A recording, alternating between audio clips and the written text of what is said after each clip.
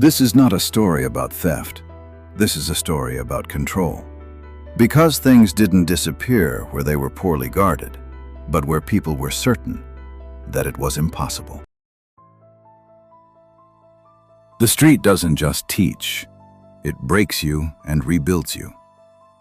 Mary wasn't born with a silver spoon. She learned how to slip it quietly out of someone else's pocket. While you spent years on etiquette and manners, she studied the geometry of shadows and the psychology of greed. The street turned her into a predator who knows how to smile like she's your closest friend. You think that's impossible? You believe your locks and security are protection? To her, it's just another problem to solve. Mary knows this. The strongest door doesn't open with a key.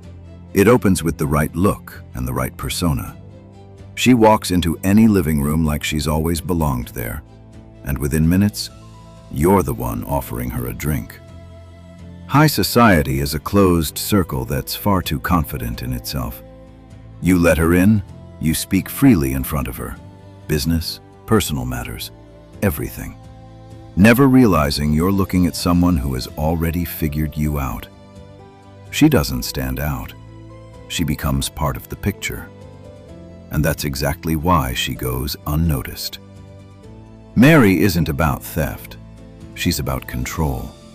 She can take your money, your secrets, your peace. And you won't even understand when it happened. Because the real moment is not the theft. It's when you try to remember where it all went wrong. Remember the name, even though you'll never find it in any report. Just a simple girl, Mary. She walks through any door and takes whatever she decides to take. Everything. Except one thing: understanding how it happened. Chicago to New York. A freight car soaked in dust and hopelessness. Two orphans, Mary and Henry, ran from an orphanage to a place where no one was waiting for them. The streets of a big city. The street didn't become their mother, it became their cage. But there, in the shadows of back alleys, steel was being forged. They were inseparable. Until one day, the sound of brakes, a scream in an alley, tore them apart forever. Henry died running with what they had taken. And Mary was left alone against the world. She was picked up by those who see children as tools, street vultures feeding on poverty. They taught her silence. They taught her precision, coats with hidden bells, a strike for every extra sound, until her fingers became more sensitive than surgical instruments. She brought profit to the dark side. But there was never fear in her eyes, only calculation. She survived. She got out and turned the curse of her childhood into an art. Now Mary has a beautiful home. It smells of expensive perfume and silence. But nothing she steals ever stays there for long. There are hiding places scattered across the city. What began as petty theft became something precise, refined. Jewelry houses, middlemen, people who can't act directly. When they need something that cannot be obtained legally, they come to her. Documents, rare stones, information capable of destroying lives. She works without noise, without witnesses, without a single extra shadow. For her, there are no locked doors. She enters any mansion, any vault, any life. People believe they control the world until Mary walks past them, taking everything except their certainty. Years of perfect control, years of absolute silence. Mary began to believe she had outplayed fate itself. But at the top, the wind is always the coldest. And one day, the silence breaks. The day when everything beautiful comes to an end.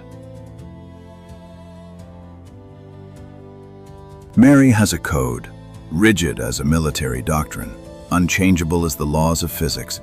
One rule: her home is absolute purity. No evidence, no trophies. She never keeps what she takes. At any hour, dawn or midnight, she returns, changes, and goes back out to distribute everything. This isn't paranoia, it's inheritance. Her brother Henry died with this rule. He lived by it since childhood. Never carry everything in one place. Hide what others can't find. Build a maze no one can escape. Home is for living. Caches are for truth. Years of discipline made her invisible. Feels eyes on her skin. Hears false notes in silence. Every move, a calculation. Every route, controlled. She was always ahead. Until today. A cache. Empty. No break-in, no mistake. Just nothing. She doesn't feel fear, only clarity. If it was opened without noise, they didn't pick the lock. They picked her life. She's no longer the predator. She's the target. And the hunt has already begun. An empty cache did not mean loss. It meant access. Someone had broken into the system she had been building for years. For a moment, the past surfaced. Henry, the cold streets, and a rule you pay for with your life. For the first time in a long while, Mary thought not about work, but about returning to where it all began, to that same dirt where you control nothing. When she stepped into the house, the familiar silence briefly restored the illusion of order. The fireplace, the soft light, the sterile walls. All of it almost convinced her that everything was still under control, until the knock at the door shattered that fragile balance. It wasn't loud or insistent. It was precise. She opened the door and saw a man standing there, too unremarkable for this night. A face without sharp features, an empty gaze. The kind of man no one remembers, and that is exactly what makes him dangerous. Mary recognized him. She had seen him at the mansion, among those who go unnoticed. A waiter. He found her before she had even understood the scale of the failure. He stepped inside without invitation, with the confidence of someone who already controls the situation. His voice was calm, without pressure. "We need to talk." He walked to the table and placed an object on it, a watch, the same one. Mary didn't move, but something inside her collapsed. Then a second object appeared on the table, metal briefly catching the firelight. A badge. Federal. He said nothing more, and that silence became the final verdict. The FBI agent was brief. The Count is expecting her. No arrest, no escort. Not yet. Just an invitation that cannot be refused. The next day, Mary stood in that mansion again, no longer as a ghost, but as a prisoner. The Count was a man of hard will, a commanding voice, connections, and a reach that could touch every one of her caches. He didn't offer a deal, he gave an ultimatum. The task was madness. A rare stamp locked in the safe of a powerful politician. A fortress inside a fortress. Others had tried. Some never returned. Others disappeared. The terms were simple. If she succeeds, she walks free. No exposure. Her money returned. But the price is disappearance. Leave the city. Erase the past. Start over. There is no choice. One last game or a cell. And that stamp will decide everything. A way out or the end. Philatelists are a rare breed. To them, a scrap of paper can be worth more than a human life.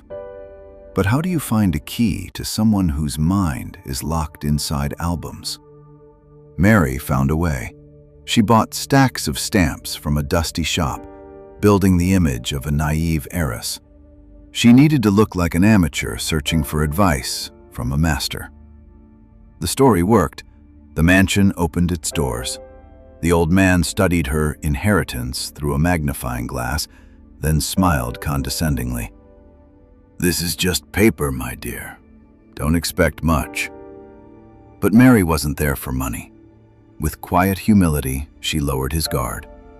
The old man made a fatal mistake. He chose to show her his real collection. Mary watched as hidden panels slid open and mechanisms turned. While he spoke with passion, her mind worked with precision. She wasn't looking at stamps. She was mapping the space, counting steps, studying locks.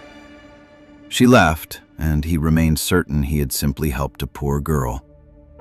He didn't know he had just let death into his museum.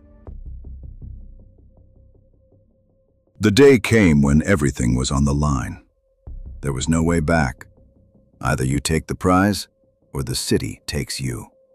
For Mary, there are no locked doors. She entered the philatelist's mansion as easily as her own home. A shadow among shadows, she knew exactly where to go. A hidden panel, a quiet click, and there it was, the stamp worth her life. But even her flawless calculation couldn't account for everything. The silence of the house was torn apart by a siren, the alarm. Sharp, overwhelming, it split the space open. The house woke instantly, flooding with harsh light, turning its rooms into something clinical. Mary ran for the exit. Footsteps, shouts, dogs somewhere beyond the walls. She almost made it when the air behind her cracked with a gunshot. Pain hit so sharply the world dimmed for a second. Forcing herself forward, refusing to brake, she reached the car. Inside, pressing the pedal down, she touched her side. Her fingers met something warm, thick, blood. In the faint glow of the dashboard, her hands were covered in it. Somehow, on instinct alone, she broke away and disappeared into the maze of night streets. She made it home. Her fortress, her sterile silence. The rush of survival mixed with the cold spreading through her body. The stamp was with her. She had won. This victory smelled like an ending, and there was almost no time left for a new life. The house greeted her with its usual order, but this time the sterile silence felt suffocating. Mary moved slowly, holding on to the last fragments of precision, until her coat slipped to the floor, revealing a truth she refused to face.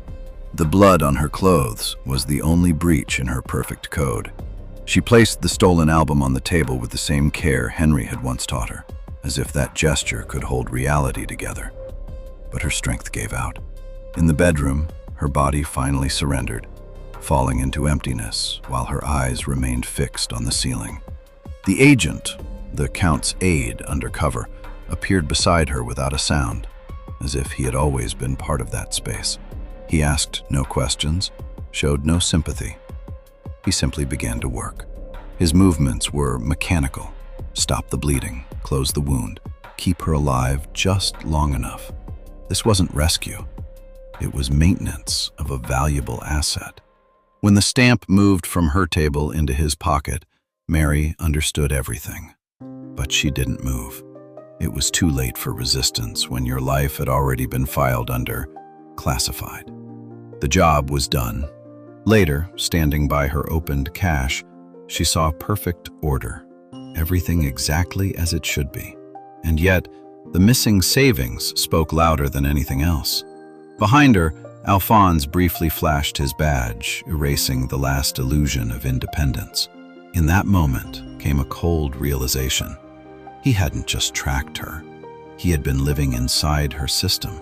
He knew every route, predicted every move, and set the rules of a game she believed she controlled. She hadn't just been found.